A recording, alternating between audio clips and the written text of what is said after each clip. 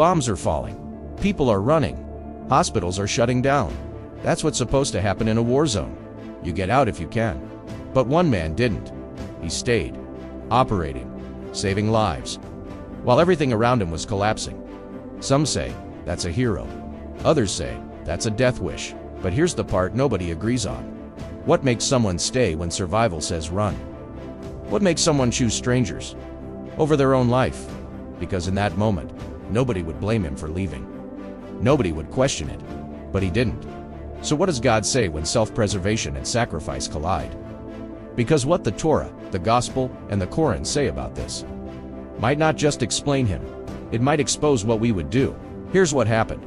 In Sudan, war has torn through cities, shutting down hospitals, cutting off supplies, forcing people to flee.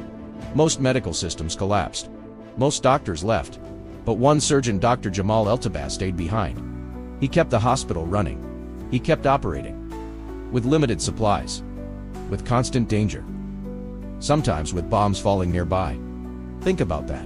While people were running for their lives, he was running toward the wounded. This is where we look inward. Because we all say we value life, but what happens when saving lives puts your own at risk? Is it bravery? Is it duty?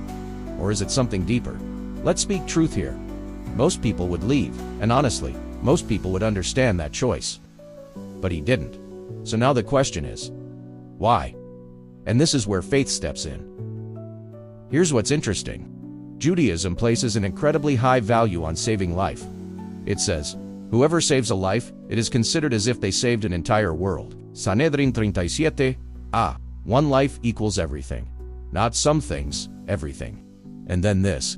Do not stand idly by while your neighbor's blood is shed. Leviticus 19:16. That's not passive. That's a command to act. So when someone is bleeding, suffering, dying, you don't wait, you don't walk away, you step in. But here's what people are missing. This doesn't say only if it's safe. It says act. Which raises the question, how far are you willing to go to protect someone else?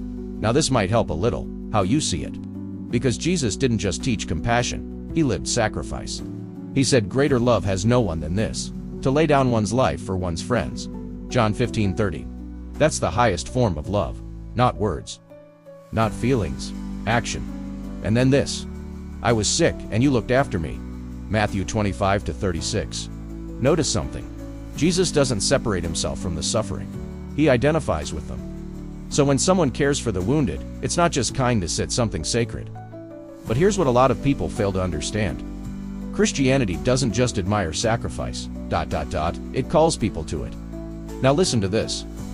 Islam places enormous importance on preserving life.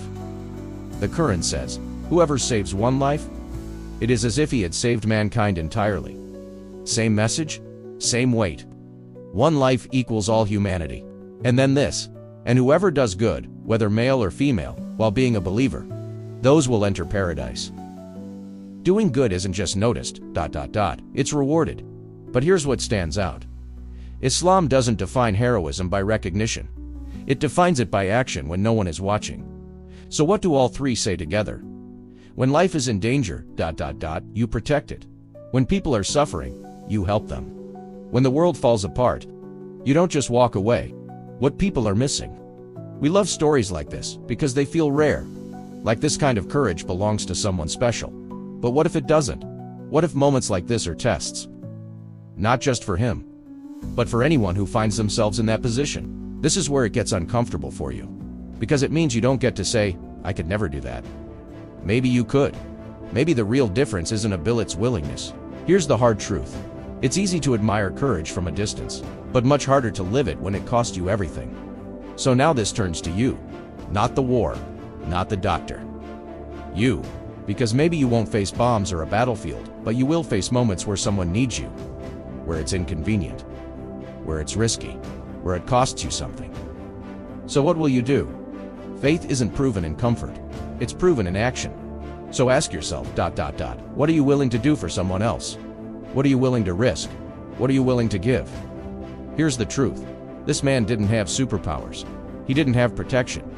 He had his hands, his feet, his skills, and a choice. And that's exactly what God asks from people. Not perfection. not power.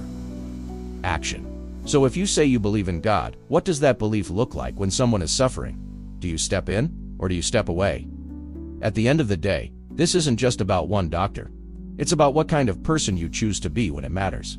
Don't just see the story, see the example, and ask yourself, when it's your turn, will you step up and stay? If you enjoyed this video, give it a like, and head over to our YouTube page for more content like this.